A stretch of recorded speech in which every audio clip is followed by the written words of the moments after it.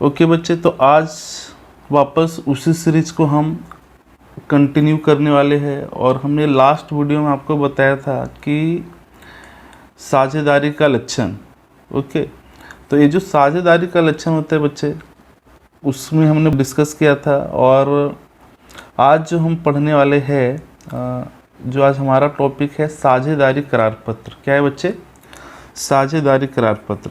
साझेदारी करार पत्र जो होता है, इसको हम इंग्लिश में पार्टनरशिप डीड बोलते हैं। ठीक है, तो जो पार्टनरशिप डीड होता है बच्चे, पहले समझेंगे कि क्या होता है। ठीक है, तो यहाँ पे लिखा है कि साझेदारों के बीच मतभेद उपस्थित ना हो। ठीक है, यहाँ पे दिख रहा होगा कि साझेदारों के बीच मतभेद उपस्थित ना हो, उसके निराकरण के लिए जो पत्र तैयार किया जाता है उसे करार पत्र कहते हैं। एक्चुअली होता क्या है बच्चे कि जब भी हम बिजनेस स्टार्ट करते हैं तो उसमें बहुत सारे क्या होते हैं, साझेदार होते हैं। ठीक है, बहुत सारे मालिक होते हैं। तो उन मालिक के बीच में क्या होता है कि कई बार लड़ाई झगड़ा भी हो सकता है। तो इन लड़ाई झगड़ा का सॉल्यूशन करने के लिए वो लोग क्या करते हैं, करार पत्र बनाते हैं। ठीक है, आगे लिखा है कि साझेदारी से संबंधित लिखित करार ही साझेदारी करार पत्र कहते हैं। अगर आपसे कोई पूछे कि साझेदारी करार पत्र किसे कहते हैं, तो छोटा सा एक परिभाषा दे सकते हैं बच्चे कि साझेदारी से संबंधित लिखित करार को हम क्या कहते हैं, साझेदारी करार पत्र कहते हैं। ठीक है, तो इसमें से जो इम्पोर्टेंट चीज़ है वो आपको याद रखना है कि ये जो साझेदारी करार पत्र होता है बच्चे, वो हमेशा कैसा होना चाहिए, ये लिखित होना चाहिए। लिखित बहुत इम्पोर्टेंट है। ठीक है, यहाँ लिखा है कि लिखित करार पत्र अधिक इच्छनीय और हितावत होता है। ठीक है, कारण कि साझेदारों के बीच भविष्य में कोई गैर समझ या विवाद खड़ा हो तो साझेदारी करार पत्र में किए गए प्रावधानों के अनुसार उसका समाधान कर सकते हैं। ठीक है बच्चे, तो कहने का मतलब क्या होता है कि जो लिखित करार होता है वो ज़्यादा इच्छनीय और हितावत होता है ना। ठीक है, इच्छनीय यानी अनिवार्य होता है बच्चे, और हितावत के लिए भी ज़रूरी है। ठीक है, क्योंकि क्या होता है कि कई बार लड़ाई झगड़ा अगर साझेदार के बीच में हुआ, ठीक है, तो उसमें क्या होता है कि अगर करार पत्र अगर आपके पास होगा तो आप क्या करेंगे, सरकार को या फिर आप किसी भी व्यक्ति को बताकर आप उसका सॉल्यूशन कर सकते हैं। या किसी साझेदार को आप बता सकते हैं कि भाई आपने जब बिजनेस स्टार्ट किया था तो आपने ये सारी बातें इस करार पत्र में लिखा था। तो फिर उसके हिसाब से कोई भी, अगर देखो बच्चे, अगर कोई चीज़ लिखा हो ना तो हम क्या करते, उसको सही मानते। ठीक है, लेकिन कोई मौखिक अगर बोल दे कि भाई हमने ये कहा था, वो कहा था, जो भी है, तो हम उस पर उसका मतलब प्रूफ भी नहीं दिखा सकते ना। और लिखा है तो सारी चीज़ें हम लोगों को बता सकते हैं। तो इसीलिए क्या होता है, जो लिखित करार होता है वो ज़्यादा इम्पोर्टेंट है। अभी बच्चे जो भी रहते हैं वो एग्ज़ाम में क्या करते हैं, लिखित लिखते हैं ना, रिटन एग्ज़ाम देते हैं। ओरल एग्ज़ाम देते हैं तो सारे बच्चे पास हो जाते हैं ना, लेकिन रिटन एग्ज़ाम में क्या होता है बच्चे का, आपके उनके पास एक प्रूफ होता है कि भाई आपके मार्क्स कम आए तो क्यों आए। ठीक है, ओके बच्चे, तो आगे बढ़ते हैं। नेक्स्ट जो टॉपिक है साझेदारी करार पत्र। अभी कई बार बच्चों के मन में होता है कि सर मुझे साझेदारी करार पत्र देखना है। ठीक है, कि एक्चुअली होता कैसा है। ठीक है, तो जो साझेदारी करार पत्र होता है बच्चे, इसको इंग्लिश में हम क्या बोलते हैं, पार्टनरशिप डीड। ठीक है, और ये जो पार्टनरशिप डीड बहुत सारे बच्चे को देखने की इच्छा होती है, तो आप तो देख नहीं सकते, लेकिन यहाँ पे मैंने एक सैंपल डाला है बच्चे, आप वहाँ से देख सकते हैं कि साझेदारी करार पत्र रियल में किस प्रकार के होते हैं। बहुत सारे टाइप होते हैं बच्चे, यहाँ पे मैंने एक सैंपल रखा है जो थोड़ा सा नॉलेज के लिए मैंने आपको बताया। ठीक है, यहाँ पे ध्यान देंगे बच्चे, ये दिख रहा है आपको, यहाँ पे जो हमने लिखा है ना, ये साझेदारी करार पत्र है ना, इसी को इंग्लिश में हम बोलते हैं पार्टनरशिप डीड। जैसे कि आप देख सकते हैं, ये इंग्लिश में लिखा है ना, पार्टनरशिप डीड। ठीक है, तो इस तरीके से बनता है बच्चे, है ना। उसके अंदर बहुत सारे बातें लिखी है, जैसे यहाँ पे फर्स्ट पार्टनर्स का नाम है, जितने भी पार्टनर्स होते हैं उसका सबसे पहले नाम लिखते हैं। ठीक है, फिर सेकंड पार्टनर का देखो यहाँ पे नाम लिखा है, यहाँ पे देखो फर्स्ट पार्टनर का नाम लिखा है बच्चे, है ना।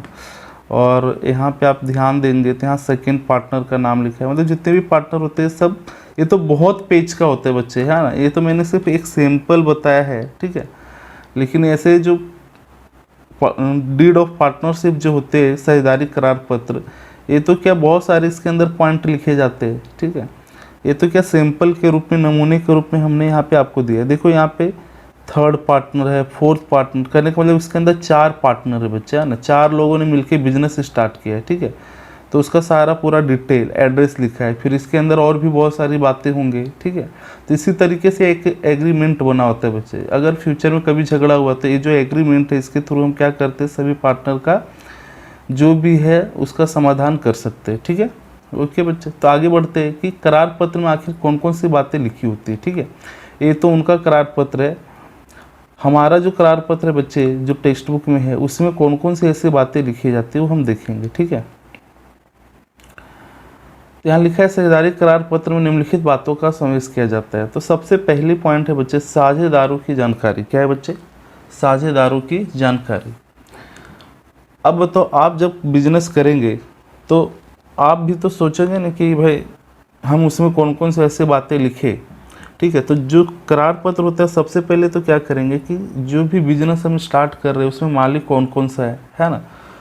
जो भी मालिक होगा बच्चे, जैसे अभी आपने देखा कि 4 पार्टनर था, है ना। अभी जो पार्टनरशिप डीड मैंने एक नमूना आपको बताया उसमें 4 पार्टनर थे। उसी तरीके से यहाँ पर भी हम क्या करेंगे, सबसे पहले हम साझेदारों की जानकारी लिखेंगे कि हमारे पास कौन कौन से ऐसे साझेदार है ना।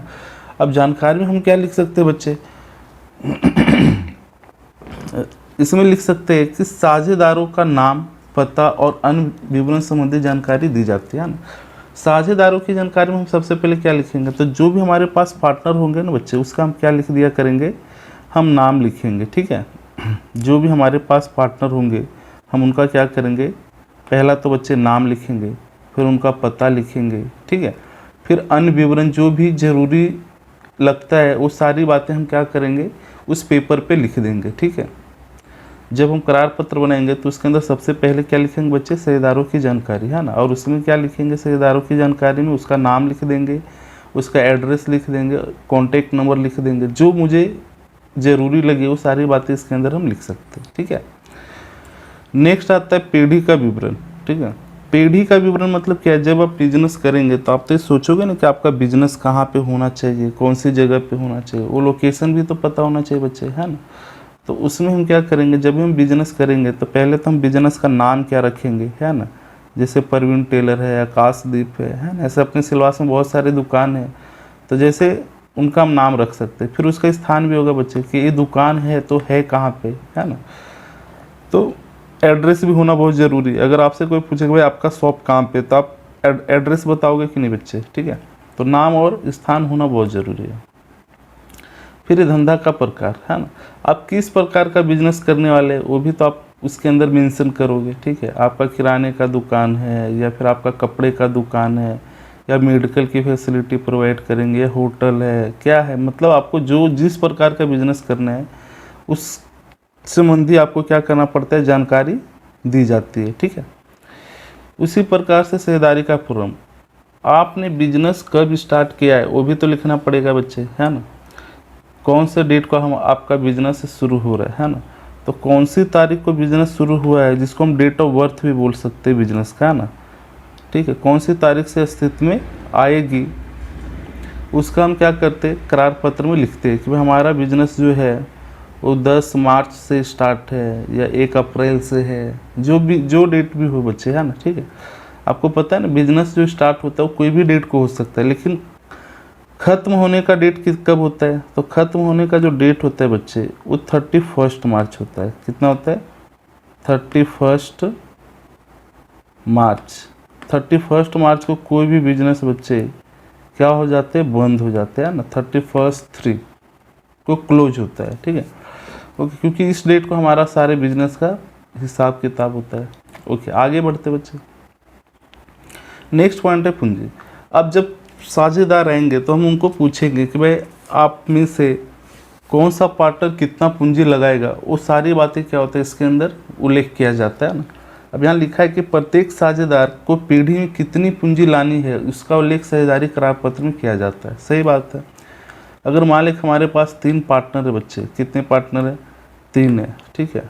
एक तो हमारे पास ए है, फिर उसी तरीके से बी है ना। तो हमारे पास जितने भी पार्टनर होंगे ना, तो और एक पार्टनर है सी। तो उनको हम पूछेंगे कि भाई आप कितना पूंजी लगाओगे बिजनेस में, तो ए बोलेगा कि भाई हम तो बिजनेस में 1 लाख रुपया देंगे, है ना। तो अगर 1 लाख रुपया देता है बच्चे, तो यहाँ पे लिखना पड़ेगा कि ए के सामने कि उसने कितने पैसे दिए, 1 लाख रुपया दिया है, ठीक है। उसी तरीके से हम बी को पूछेंगे भाई आपने कितने पैसे लगाए, तो बी बोलेगा कि हम भी 2 लाख रुपया देंगे। तो अगर ये 2 लाख देगा बच्चे, तो यहाँ पे 2 लाख लिख देंगे, ठीक है। कोई दिक्कत बच्चे? तो इस तरीके से हम सबका क्या करते, लिखते, ये 2 लाख रुपया दिया है ना, 2 लाख, ओके। फिर उसी तरीके से सी है बच्चे, सी को पूछेंगे कितना देंगे आप, तो वो बोलेगा 3 लाख रुपया दूंगा। तो इस तरीके से क्या होता है बिजनेस में, जब हम करार पत्र बनाते हैं तो उसके अंदर लिख देते, ताकि भविष्य में कभी झगड़ा हो तो हम उसको बता सकते भाई आपने कितना कितना पूंजी लगाया था। अगर ए बोले कि भाई हमने तो 2 लाख रुपया दिया था, तो ये तो गलत होगा ना बच्चे, क्यों? क्योंकि ए का यहाँ पे मुझे दिख रहा है कि ए ने कितना पैसा दिया है, ठीक है। तो यहाँ पे हमें ये पता चल रहा है कि यहाँ पे देखो सबको साफ दिख रहा होगा बच्चे कि ए ने सिर्फ 1 लाख रुपया दिया, तो हम 1 ही लाख मानेंगे, क्योंकि करार पत्र में तो 1 लाख लिखा है। तो झूठ बोल सकता है क्या? नहीं बोल सकता है। तो इसीलिए क्या होता है, करार पत्र हम लोग बना देते हैं, ठीक है। तो आई होप से इतनी बात समझ में आ गया होगा बच्चे, ओके। अभी नेक्स्ट पॉइंट हम देखेंगे कि प्रत्येक शेयरधारक को पूंजी लाना अनिवार्य नहीं है। ऐसा कोई ज़रूरी नहीं बच्चे कि सभी शेयरधारक को पैसा देना ही देना है ना। हमने फर्स्ट स्टार्टिंग में बताया था पिछले वीडियो में कि जो साझेदार होते हैं उसमें से कुछ साझेदार ऐसे होते हैं जो बहुत पढ़े लिखे होते हैं, जिनको बिजनेस के बारे में बहुत सारी जानकारियाँ होती है, लेकिन उनके पास इतना पर्याप्त पैसा नहीं होता है। और कोई व्यक्ति ऐसा भी होता है बच्चे कि जिसके पास क्या रहता है कि नॉलेज तो नहीं होता लेकिन पैसे बहुत होते हैं। लेकिन जिसके पास पैसे बहुत है, ठीक है, तो वो ऐसा सोचेगा बच्चे कि मुझे कोई ऐसा आदमी मिल जाए जो मेरे बिजनेस को संभाल दे, है ना। तो अगर वो दोनों व्यक्ति मिल जाए बच्चे, तो बिजनेस स्टार्ट कर सकते हैं। तो इसीलिए बोला गया है कि अगर आपके अंदर क्वालिटी अच्छी है तो आपके पास पैसा नहीं है तो भी चलेगा बच्चे, है ना, ठीक है। आप बिजनेस को नए नए आइडियाज़ दे सकते हैं। नेक्स्ट है पूंजी पर ब्याज। लिखा है कि शेयरधार द्वारा पीढ़ी में लगाई गई पूंजी पर ब्याज देना है या नहीं देना है। तो अगर देना है बच्चे तो कितने प्रतिशत देना है, इसका उल्लेख शेयरधारी करार पत्र में किया जाता है। अब कई बार ऐसा होता है कि जब पूंजी हम लगाते हैं बच्चे, तो पूंजी पर ब्याज भी वो लोग क्या करते हैं, लिखते हैं कि हम लोग क्या करेंगे कि पूंजी पर ब्याज लेना है कि नहीं लेना है। अगर लेना है बच्चे तो कितने प्रतिशत लेना है, ये सारी बातें का क्या रहता है, उल्लेख किया जाता है। किस में किया जाता है? साझेदारी करार पत्र में किया जाता है, ठीक है। ये बात ध्यान रखेंगे। अब होता है सर यदि करार पत्र में इस बात को लिखा ना जाए, है ना, या इसका प्रावधान ना हो, तो फिर क्या पूंजी पर ब्याज देंगे? तो सीधी सी बात है बच्चे, अगर करार पत्र में आपने नहीं लिखा है तो पूंजी पर ब्याज नहीं दिया जाएगा। देखो ये याद रखना, ये बहुत इंपॉर्टेंट है बच्चे, ठीक है, क्योंकि एग्जाम में बहुत बार पूछते हैं कि साझेदार द्वारा पीढ़ी में लगाई गई पूंजी पर ब्याज, है ना, देना है कि नहीं देना है, वो डिपेंड करता है करार पत्र के ऊपर। तो आपको सीधी से एक इम्पोर्टेंट बात ये याद रखना है कि अगर करार पत्र में लिखा है बच्चे तो हम देंगे, अगर करार पत्र में नहीं लिखा है तो नहीं देंगे, ठीक है। नेक्स्ट आता है आहरण। आहरण का मतलब होता है कि प्रत्येक साझेदार पीढ़ी में से अधिक कितनी रकम का निकाल सकता है, उसका उल्लेख साझेदारी करार पत्र में किया जाता है। सही बात है। अब देखो बिजनेस जब करेंगे बच्चे तो उनको तो पैसे की ज़रूरत क्या होता है, जो मालिक होते हैं उनको पैसे की ज़रूरत तो हर महीने पड़ता है, घर खर्चा चलाने के लिए, बच्चों का ट्यूशन फीस भरने के लिए, मेडिकल की फैसिलिटी, है ना, राशन भराना हो, लाइट बिल भरना हो, रूम भाड़ा, मतलब कुछ ना कुछ खर्चा उनका तो हर मंथ होता है। तो बिजनेस में नॉर्मली क्या होता है बच्चे कि प्रॉफिट जो होता है ना वो 1 साल के बाद कैलकुलेट होता है, लेकिन 1 साल तक क्या कोई शेयरधार वेट कर सकता है क्या? नहीं। तो ऐसे सिचुएशन में क्या करते वो लोग, आहरण करते। क्या करते बच्चे? आहरण करेंगे, है ना। तो जब आहरण करेंगे तो फिर अब कितना आहरण करना है वो लोग क्या करते हैं, डिसाइड करते हैं, ठीक है। तो करार पत्र में क्या होता है, उसका उल्लेख साझेदारी करार पत्र में किया जाता है, ठीक है, कि उनको आहरण करना है कि नहीं करना है, ठीक है। और जितना लिखा होगा बच्चा उतना हम करेंगे आहरण, है ना। आहरण किसे कहते हैं, वो भी अपने पढ़ा 11th क्लास में, कि जब व्यवसाय का मालिक अपने निजी उपयोग के लिए व्यवसाय में से नगद माल या संपत्ति ले जाए तो उसको हम क्या बोलते हैं, आहरण, है ना। ठीक है, अगर आहरण करेंगे तो बताओ आहरण पर ब्याज भी तो देना पड़ेगा बच्चे, है ना। तो यहाँ पे लिखा रहता है कि साझेदारों ने वर्ष दौरान पीढ़ी में से किए आहरण पर कितने प्रतिशत की दर से ब्याज वसूल करना है, उसका उल्लेख साझेदारी करार पत्र में किया जाता है। सही बात है, कितना प्रतिशत ब्याज देना है वो करार पत्र में लिखा होता है। ठीक है, ये सारे एक एक पॉइंट है ना बच्चे, करार पत्र के अंदर लिखा होता है। अगर यदि आहरण पर ब्याज संबंधी, देखो यहाँ पे लिखा है आहरण पर ब्याज संबंधी कोई प्रावधान ना हो, ठीक है, ये बहुत इंपॉर्टेंट है। अगर लिखा हो कि कोई प्रावधान ना हो तो आहरण पर ब्याज क्या करेंगे बच्चे, यहाँ पे देखो साफ साफ लिखा है नहीं दिया जाएगा। ठीक है, करार पत्र में लिखा है तभी देंगे आहरण पर ब्याज, अगर नहीं लिखा है तो आहरण पर ब्याज नहीं दिया जाता है। तो आपने दो बातें सीखा कि पूंजी पर ब्याज का भी सेम रूल्स है और आहरण पर ब्याज का भी सेम रूल्स है बच्चे, है ना। अगर करार पत्र में लिखा है तो आहरण पर ब्याज देंगे, पूंजी पर ब्याज देंगे। अगर करार पत्र में नहीं लिखा है तो पूंजी पर ब्याज नहीं देंगे और आहरण पर भी ब्याज नहीं देंगे। ठीक है, तो कहने का मतलब उसमें जो लिखा होता है उसके हिसाब से हम आगे का काम करते हैं। ठीक है, ओके, आगे बढ़ते बच्चे। नेक्स्ट जो पॉइंट है लाभ हानि का वितरण। ठीक है, अभी बिजनेस जब करते हैं तो प्रॉफिट भी तो होता है ना, तो उस प्रॉफिट का समाधान कैसे करेंगे। ठीक है, तो यहाँ पे हम पढ़ते बच्चे, सबसे पहले यहाँ लिखा है कि धंधा का लाभ या हानि शेयरदारों के बीच किस परिमाण में बांटना है उसका प्रावधान करार पत्र में किया जाता है। सही बात है, अगर बिजनेस हम कर रहे हैं तो उसमें लाभ हानि का अनुपात क्या होता है, दिया रहता है। ठीक है, जैसे मैंने बताया था कि अगर 3 साझेदार है तो उसका लाभ हानि का अनुपात क्या रहेगा बच्चे, दिया रहेगा। ठीक है, जैसे यहाँ पे मैं बता देता हूँ, जैसे यहाँ पे लिखा है कि ए है, ठीक है, उसी तरीके से बच्चे यहाँ पे बी है और यहाँ पे सी है। ठीक है, और इसका लाभ हानि का अनुपात हम जैसे सपोज मान लेते हैं कि ये 3 है, 3 अनुपात ये 2 और इसका क्या मानते हैं बच्चे, 1, है ना। ये 3 अनुपात 2:1 है। ठीक है, तो इस अनुपात में हम क्या करेंगे, लाभ हानि को बांटेंगे। अब होता है कि सर अगर करार पत्र में ये लाभ हानि का अनुपात क्या हो, दिया ही ना हो, है ना, ये जो लाभ हानि का अनुपात है बच्चे ये करार पत्र में लिखा ही ना हो, तो ऐसे सिचुएशन में हम क्या करेंगे, तो अगर लाभ हानि का अनुपात नहीं दिए बच्चे तो फिर हम लोग क्या करेंगे, तीनों को है ना बराबर दे देंगे, 1:1:1 में दे देंगे। समझ में आ रहा है, इसी को हम बोलते हैं बराबर अनुपात। क्या बोलते हैं बच्चे, इसको बराबर अनुपात बोलते हैं ना। तो ये बातें आप ध्यान में रखना। ठीक है, कि अगर करार पत्र में लिखा है तब तो अच्छी बात है, हम उसी अनुपात में दे देंगे। अगर 3:2:1 ऐसा लिखा है करार पत्र में तो इस अनुपात में देंगे। अगर करार पत्र में प्रावधान ना हो तो देखो यहाँ लिखा है साझेदारी कानून के अनुसार हम लोग क्या करेंगे बच्चे, समान हिस्से में लाभ हानि बांटेंगे। समान का मतलब होता है 1:1:1। ओके, आई होप से समझ में आ गया होगा बच्चे। ओके, आगे बढ़ते।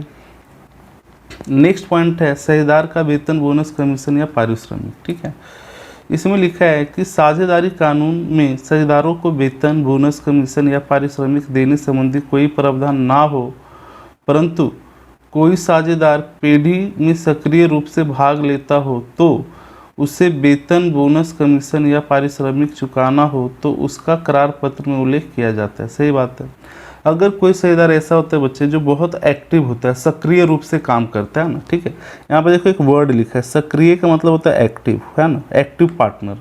अब मान लें कि एक ऐसा साझेदार है जो सुबह 8 बजे आता है और 10 बजे रात को घर पे जाता है। ठीक है, और बाकी के जो साझेदार है बच्चे वो 8 बजे आते हैं और 5 बजे चले जाते हैं। तो बताओ जो 10 बजे तक अगर साझेदार काम करता है बिजनेस में, है ना, ज़्यादा टाइम बिजनेस को देता है, तो क्या हम लोगों का ये फर्ज बनता है बच्चे कि उसको या तो हम वेतन थोड़ा बढ़ा दे या बोनस दे या कमीशन दे या पारिश्रमिक के रूप में उसे कुछ ना कुछ देना चाहिए। ठीक है, लेकिन ये भी बातें क्या होता है बच्चे कि अगर करार पत्र में लिखा है तो ही दे सकते हैं। सबसे बड़ी बात क्या है, मुसीबत, कि करार पत्र अगर बोलेगा तभी कर सकते हैं, अगर उसमें नहीं लिखा है। देखो यहाँ लिखा है बच्चे कि प्रावधान ना हो, ठीक है, कमीशन या पारिश्रमिक देने संबंधी कोई प्रावधान ना हो, परंतु कोई साझेदार पीढ़ी में सक्रिय रूप से भाग लेता हो तो उसे वेतन, बोनस, कमीशन, पारिश्रमिक चुकाना हो तो उसका करार पत्र में उल्लेख किया जाता है। ठीक है, अगर किसी शेयरदार को वेतन बोनस कमीशन अगर आपको देना है तो इस बात को क्या करना पड़ेगा, करार पत्र में लिखना पड़ता है। अगर नहीं लिखेंगे बच्चे तो फिर नहीं देंगे, ठीक है। नेक्स्ट है शेयरदार द्वारा पीढ़ी को दी लोन पर ब्याज। अब कई बार ऐसा होता है बच्चे बिजनेस में कि बिजनेस के अंदर क्या होता है कि कई बार व्यवसाय को पैसे की ज़रूरत पड़ जाता है, तो कोई साझेदार अगर उसको हेल्प करे, ठीक है, साझेदार क्या करे, पीढ़ी को लोन दे, ठीक है, अपने व्यवसाय को क्या करते हैं बच्चे, लोन देता है, ठीक है। तो साझेदार ने पीढ़ी को लोन दी हो तो उस पर कितने प्रतिशत ब्याज देना हो उसका उल्लेख करार पत्र में किया जाता है। अगर मान लिया बच्चे कि अगर कोई साझेदार अपने व्यवसाय को लोन देता है, तो अगर व्यवसाय को लोन देगा तो बताओ वो ब्याज मांग करेगा कि नहीं बच्चे, ठीक है। आप किसी को अगर मान लिया कि कोई व्यक्ति बैंक से लोन लेता है तो बताओ ब्याज देता है कि नहीं देता है, तो देता है, सीधी सी बात है ना। उसी प्रकार से अगर कोई साझेदार व्यवसाय को लोन देगा बच्चे तो क्या करेगा, ब्याज की मांग करेगा, ठीक है। अब कितना ब्याज की मांग करता है अगर उसका उल्लेख करार पत्र में क्या होता है, किया जाता है, ठीक है। जो भी मांग करेगा उसका उल्लेख कहाँ करेंगे बच्चे, करार पत्र में किया जाता है। लेकिन कई बार ऐसा होता है कि यदि साझेदारी करार पत्र में उल्लेख ना हो, देखो यहाँ लिखा है करार पत्र में, ये बहुत इंपॉर्टेंट है ना, आप तो इसको एकदम याद ही कर लेना कि यदि करार पत्र में उल्लेख ना हो तो साझेदारी कानून के प्रावधान के अनुसार दी लोन पर, किस पे बच्चे, दी लोन पर 6% ब्याज दिया जाएगा। समझ में आ रहा है आप लोग को, 6% ब्याज दिया जाता है। ये कब देते हैं 6% बच्चे, जब करार पत्र में उल्लेख ना हो, ठीक है। करार पत्र में अगर उल्लेख ना हो तो लोन पर कितना प्रतिशत ब्याज देंगे, 6% ब्याज चुकाया जाएगा, ठीक है। अगर उल्लेख किया हो बच्चे तो सीधी सी बात है, जितना उल्लेख किया हुआ है उतना हम लोग ब्याज दे देंगे। अगर 8% है बच्चे तो 8% दे देंगे, 10% लिखा है तो 10% दे देंगे, ठीक है। लेकिन अगर कुछ भी नहीं लिखा हो बच्चे तो फिर 6% हमको ब्याज देना ही पड़ता है ना, ये गवर्नमेंट का रूल्स है, ठीक है। ओके, नेक्स्ट नीचे एक पॉइंट लिखा है कि साझेदार के लोन का ब्याज पीढ़ी का खर्च गिना जाता है। सही बात है। अब बताओ बच्चे लोन किसने लिया, तो सर लोन तो व्यवसाय ने लिया, तो ब्याज किसको देना पड़ेगा, तो ब्याज भी तो व्यवसाय को ही देना पड़ेगा ना बच्चे। तो अगर व्यवसाय ब्याज देता है, ठीक है, तो वो क्या होता है, व्यवसाय का खर्च गिना जाता है, ठीक है। इसलिए इसको लाभ हानि खाते में हम उधार क्या करेंगे ना, उधार पक्ष में लिखेंगे। जब हम लाभ हानि खाता बनाते हैं ना बच्चे तो वहाँ पे हम लोन का ब्याज उधार तरफ दिखाएंगे, ठीक है। ओके, आई होप से इतनी बात समझ में आ गया, ठीक है। आगे बढ़ते, नेक्स्ट पॉइंट है बच्चे ख्याति, है ना। ख्याति का मतलब होता है प्रसिद्धि, है ना, किसी का मार्केट में अच्छा नाम हो जाना, उसको ख्याति बोलते हैं ना। ख्याति का एक पूरा लेसन है आपके 12th क्लास में, तो वहाँ पे हम पूरा डिटेल में डिस्कस करेंगे बच्चे, ठीक है, कि ख्याति क्या होता है। अभी फिर थोड़ा सा नॉलेज के लिए समझ लेते हैं। ख्याति में वो लोग क्या करते हैं कि जब कोई साझेदार का प्रवेश हो, ठीक है, ये ध्यान में रखना, जब कोई साझेदार क्या करते हैं बच्चे, प्रवेश लेता है ना, या बिजनेस में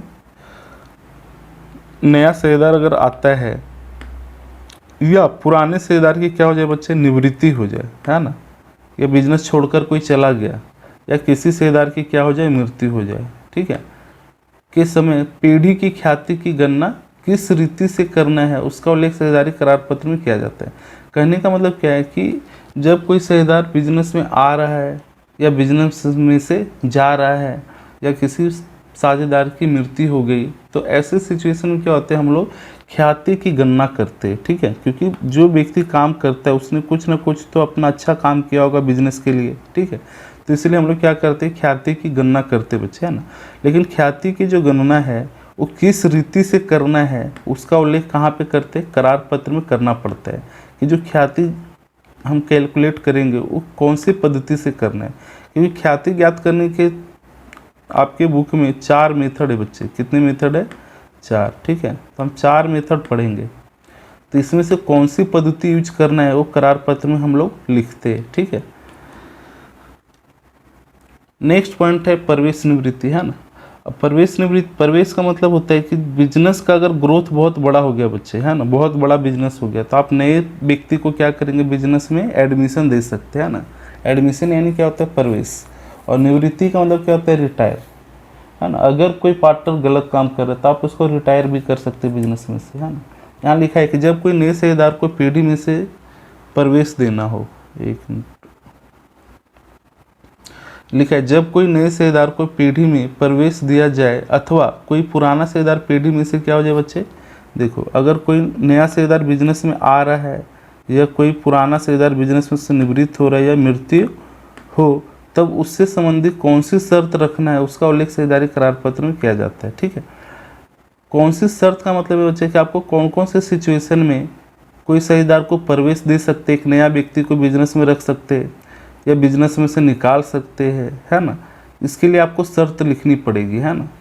ठीक है, अगर ये शर्त फुलफिल होता है तभी आप लोग क्या करेंगे, प्रवेश और निवृत्ति कर सकते हैं। ठीक है, तो ये सारे सिचुएशन लिखा होता है। अगर करार पत्र में आपने नहीं लिखा है तो फिर आप नए पार्टनर को बिजनेस में नहीं रख सकते बच्चे। ठीक है, इसलिए क्या होता है, उससे रिलेटेड जो भी कंडीशन है वो आपको यहाँ पे करार पत्र में लिखना पड़ता है कि कौन से सिचुएशन में आप नए व्यक्ति को रख सकते हैं। अगर किसी ने लिखा कि भाई हमारा बिजनेस बहुत बड़ा हो जाए, ठीक है, तो हम एक नए व्यक्ति को बिजनेस में रखेंगे, या बिजनेस में पूंजी की कमी हो जाए तब हम एक नए व्यक्ति को हम पार्टनर बनाएंगे, है ना। ऐसे बहुत सारे सिचुएशन हो सकते हैं। निवृत्ति की भी शर्त रख सकते हैं कि अगर कोई साझेदार काम सही ढंग से नहीं कर रहा है तो हम उसको निवृत्त कर देंगे। ये सब अपना अपना पॉइंट होता है बच्चे, वो अपने डिस्कस करते हैं अपने हिसाब से। ठीक है, एंड नेक्स्ट पॉइंट है पीढ़ी का विसर्जन, है ना। विसर्जन का मतलब होता है बच्चे कि व्यवसाय का अंत होना। ठीक है, जब कोई व्यवसाय का अंत हो जाए हमेशा के लिए तो उसको क्या बोलते हैं, विसर्जन। आपको पता है कि अगर कोई बिजनेस जब स्टार्ट होता है तो कभी ना कभी तो बंद होगा ना बच्चे। ऐसा है कि पूरी लाइफ टाइम चलने वाली, सीधी सी बात है नहीं। आज अगर कोई बिजनेस ओपन होता है तो 5 साल 10 साल 15 साल के बाद वो कभी ना कभी वो खत्म हो जाता है ना। ठीक है, बंद हो जाता है। तो अगर कोई बिजनेस हमेशा के लिए बंद हो जाए तो उसको क्या बोलते हैं, पीढ़ी का विसर्जन। ठीक है, तो पीढ़ी का विसर्जन कैसे करना है वो सारी बातें इसमें लिखी जाती है ना। अब इसमें क्या लिखा है कि साझेदारी पीढ़ी का विसर्जन किन संजोगों में करना है ना, किन परिस्थिति में करना है चाहिए और उसके लिए कौन सी कार्रवाई करना है। ठीक है, उसका उल्लेख साझेदारी करार पत्र में किया जाता है। सही बात है, आपको कौन से सिचुएशन में बिजनेस को बंद कर देना है ना, और उसके लिए कौन कौन सी कार्रवाई करना है, ये सारी बातें क्या होते हैं करार पत्र में लिखा जाता है। ठीक है, अब पीढ़ी का विसर्जन जो है बच्चे ये भी 7th चैप्टर है। जब हम 7th लेसन पढ़ेंगे ना पार्ट 1 का, तो वहाँ पे देखेंगे पीढ़ी का विसर्जन का पूरा एक चैप्टर ही है ना। तो वहाँ पे और भी डिटेल में हम लोग पढ़ेंगे, इसलिए इसको यहाँ पे ज़्यादा डिस्कस नहीं करेंगे बच्चे। ठीक है, ओके। तो मेरे हिसाब से इतनी बात आपको समझ में आ गई। अभी नेक्स्ट है महत्वपूर्ण बिंदु, है ना। कुछ इंपॉर्टेंट अभी जितना हमने पढ़ा बच्चे उसका एक समरी हमने बना दिया ना, छोटा सा एक समरी है। आप देखेंगे यहाँ पे मैंने लिखा है विवरण, ठीक है, दिख रहा है बच्चे। फिर है लिखा है करार पत्र में लिखा हो, यहाँ पे लिखा है करार पत्र में लिखा हो और करार पत्र में ना लिखा हो। ठीक है, दोनों चीज़ें हमने लिखा है यहाँ पे कि करार पत्र में लिखा हो तो क्या करना है और करार पत्र में ना लिखा हो तो क्या करना है। तो सबसे पहला जो पॉइंट है बच्चे, पूंजी पर ब्याज है। ठीक है, तो पूंजी पर ब्याज क्या होता है, अगर करार पत्र में लिखा हो बच्चे, क्या करार पत्र में लिखा हो तो जितना लिखा हो उतना देंगे। जैसे 8% लिखा है तो 8% हम देंगे। ठीक है, अगर मान लिया यहाँ 10% होता तो 10% देते। ठीक है, लेकिन करार पत्र में अगर ना लिखा हो बच्चे तो फिर हम लोग उसको नहीं देंगे, याद हो गया होगा। ठीक है, पूंजी पर ब्याज अगर करार पत्र में लिखा है तो जितना लिखा है उतना देंगे। ठीक है, अगर 8% लिखा है तो 8%, 10 लिखा है तो 10, 15 लिखा है तो 15, है ना। अगर करार पत्र में ना लिखा हो बच्चे तो नहीं देंगे। एक ये बहुत इंपॉर्टेंट है ना। कई बार आपसे MCQ में पूछेंगे कि बताओ करार पत्र में अगर लिखा ना हो तो पूंजी पर ब्याज देंगे क्या, तो आप सीधी सी बात बोलोगे सर नहीं देंगे। क्यों नहीं देंगे, क्योंकि करार पत्र में लिखा हुआ नहीं है। अगर लिखा होगा तो देंगे। ठीक है, नेक्स्ट है आहरण पर ब्याज। ठीक है, आहरण पर ब्याज का भी सेम रूल्स है बच्चे कि करार पत्र में अगर लिखा है तो जितना लिखा हो उतना ही देंगे। अगर 8% लिखा है तो 8% लिखेंगे। अगर करार पत्र में ना लिखा हो बच्चे तो फिर हम लोग नहीं देंगे। ठीक है, फिर है साझेदार का वेतन बोनस कमीशन, सेम रूल्स है। अगर करार पत्र में लिखा है तो हम क्या करेंगे, देंगे। अगर नहीं लिखा है बच्चे तो नहीं देंगे। तो ये 3 जो पॉइंट है बच्चे वो सेम रूल्स फॉलो करते हैं। अगर करार पत्र में लिखा है तो देना है, अगर नहीं लिखा है तो नहीं देना है। ठीक है, अभी ये जो लास्ट के जो 2 पॉइंट है वो बहुत इंपॉर्टेंट है, लाभ हानि का वितरण। ठीक है, लाभ हानि का वितरण क्या होता है कि जितना लिखा हो उस अनुपात में देंगे। अगर हमने बताया कि जैसे क्वेश्चन में ऐसा लिखा हो बच्चे कि 3:2:1, यहाँ पे सपोज ऐसा लिखा हो कि 3:2:1 में देना है, तो फिर हम क्या करेंगे बच्चे, उसी अनुपात में देंगे, 3:2:1 में दे देंगे। ठीक है, ये चीज़ें याद रखना है आपको, 3:2:1।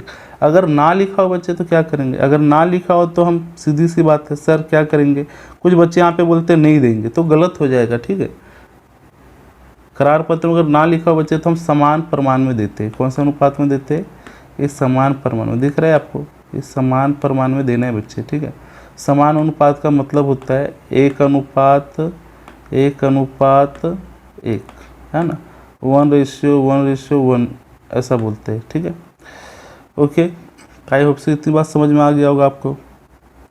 ठीक है बच्चे, नेक्स्ट आता है साझेदार द्वारा पीढ़ी को दी लोन पर ब्याज। ये बहुत इंपॉर्टेंट है। ठीक है, ये ध्यान रखना। तो देखो पहली बात, अगर करार पत्र में लिखा हो बच्चे तो जितना लिखा हो उतना देंगे। ठीक है, अगर लिखा हो 10% तो हम 10% दे देंगे। अगर ना लिखा हो तो फिर देखो यहाँ पे मैं सर्कल कर देता हूँ इसको, ना लिखा हो बच्चे तो फिर हम कितना देंगे, 6% देंगे, ये फिक्स है। ठीक है, अगर नहीं लिखा है तो 6% आपको देना ही देना है। ओके, तो रूल्स को बहुत अच्छे से आप लिखेंगे और याद करेंगे बच्चे, कहेंगे करार पत्र में लिखा हो तो क्या करते और नहीं लिखा है तो क्या करते। तो इसमें से मेन आपको क्या, ये 2 पॉइंट ज़्यादा इंपॉर्टेंट है। ठीक है, एक तो लाभ हानि का वितरण और दूसरा है लोन का ब्याज। ठीक है, अगर करार पत्र में लिखा है बच्चे तो जितना लिखा है उतना देंगे, अगर नहीं लिखा है तो क्या करेंगे, तो लाभ हानि को तो हम क्या करेंगे, समान प्रमाण में बांट देंगे और इसको कितना दे देंगे बच्चे, 6% हम लोग देंगे। ठीक है, तो यहाँ तक क्लियर है सबको। ओके, कोई दिक्कत बच्चे नहीं, आगे बढ़ते। नेक्स्ट पॉइंट है कि साझेदारी करार पत्र की अनुपस्थिति। देखो बच्चे यहाँ लिखा है, अगर अनुपस्थिति का मतलब क्या है कि अब कई बार कुछ ऐसे बिजनेस होते हैं बच्चे जो करार पत्र बनाना नहीं चाहते। ठीक है, तो अगर करार पत्र नहीं बनेगा तो फिर उसमें उस बिजनेस में भी कुछ ना कुछ तो प्रॉब्लम आएगा ना बच्चे भविष्य में। ठीक है, उसमें भी लड़ाई झगड़ा हो सकता है करार पत्र अगर नहीं बनाया। तो अगर जो साझेदारी पीढ़ी करार पत्र नहीं बनाता है तो उसको क्या करते, एक सरकार का करार पत्र है। ठीक है, उसको बोलते भारतीय साझेदारी कानून 1932। ठीक है, इसके प्रावधान के अनुसार क्या करते, हम लोग उसका सॉल्यूशन करते हैं। ठीक है, तो आप याद रखना कि यदि कोई साझेदार करार पत्र अगर नहीं बनाता है तो फिर हम क्या करते हैं, भारतीय साझेदारी कानून 1932 के अनुसार उसका समाधान करेंगे। ठीक है, जैसे देखते अभी मन में एक क्वेश्चन आता है कि सर भारतीय साझेदारी कानून अगर आपसे कोई पूछे कब बना है तो क्या बताएंगे, 1932। ठीक है, अब आता है कि भारतीय साझेदारी कानून जो 1932 से है उसमें कौन कौन सी ऐसी बातें लिखी हुई है बच्चे, है ना।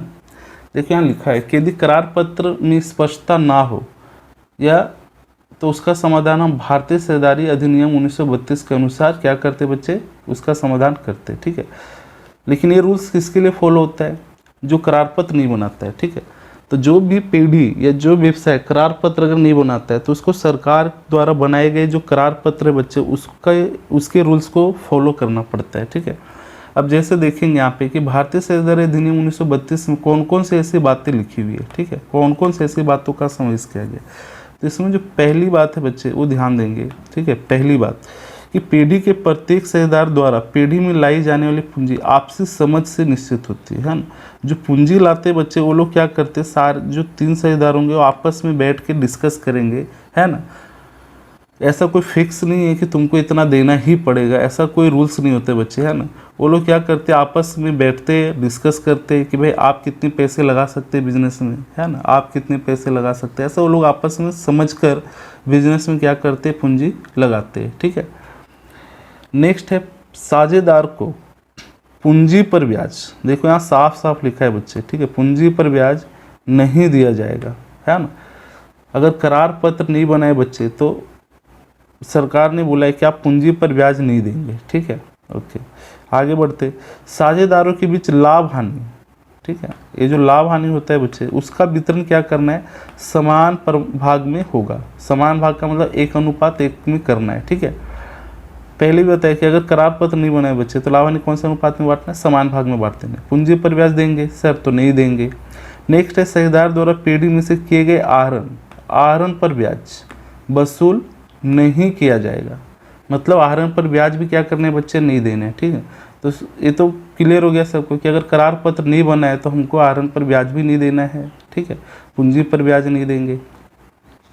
नेक्स्ट आता है साझेदार का वेतन, बोनस, कमीशन या पारिश्रमिक नहीं दिया जाएगा। बोलो, ये भी दुख की बात है बच्चे, है ना, वेतन, बोनस, कमीशन भी हम लोग नहीं देंगे, ठीक है।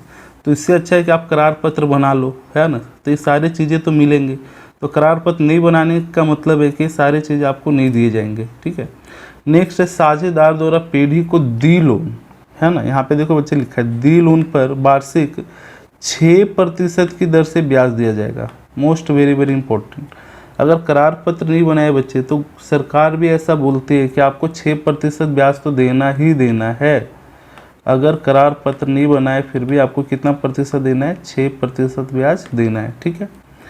नेक्स्ट आते, यदि किसी साझेदार ने पीढ़ी के लिए योग्य खर्च किया हो तो वह उससे लेने का अधिकार है ना। योग्य खर्च का मतलब होता है बच्चे कि अगर कोई बिजनेस के काम के लिए कोई खर्चा किया है, ठीक है। अगर मान लिया कि व्यवसाय में हमें ऐसा लग रहा है कि कंप्यूटर की ज़रूरत है, ठीक है, जिससे काम थोड़ा आसान हो जाए, तो हमने क्या किया, बिजनेस में खुद के पैसे से हमने कंप्यूटर खरीद दिया, ठीक है। तो बताओ, हमने बिजनेस के काम के लिए मैंने कंप्यूटर अगर ख़रीदा है बच्चे, तो क्या व्यवसाय हमें पैसा देगी कि नहीं देगी, है ना। तो व्यवसाय का फ़र्ज होता है कि हमें पैसा देगा। लेकिन वही कंप्यूटर में अपने घर के यूज के लिए अगर ख़रीदा होता तो क्या व्यवसाय पैसा देगा क्या, तो सीधी सी बात है, नहीं देगा। तो कहने को अगर व्यवसाय के लिए कोई खर्चा हुआ है बच्चे तो वो पैसे क्या होते हैं, लेने का अधिकार होता है किसको, साझेदार को, है ना। कोई भी साझेदार अगर बिजनेस के काम के लिए कोई भी खर्चा करे तो व्यवसाय जो होते हैं उसको वापस रिटर्न कर देती है, ठीक है बच्चे। ओके, तो इतनी बात आपको समझ में आ गया होगा, ठीक है बच्चे। तो नेक्स्ट वीडियो में फिर हम वापस मिलेंगे, इसी सीरीज को कंटिन्यू करेंगे। ओके, तब तक आप इसको अच्छे से पढ़िए, 1-2 बार आप वीडियो को देखिए, समझे, ना समझ में आए तो फिर वापस आप मुझे जब मिलेंगे बच्चे, है ना, ठीक है। लेकिन जो दूर के बच्चे हैं वो आप मुझे व्हाट्सअप कर सकते हैं, है ना, या कॉल करके भी पूछ सकते हैं बच्चे, अगर आपको कहीं पे कोई दिक्कत आए तो, ठीक है। ओके बच्चे, ऑल द बेस्ट।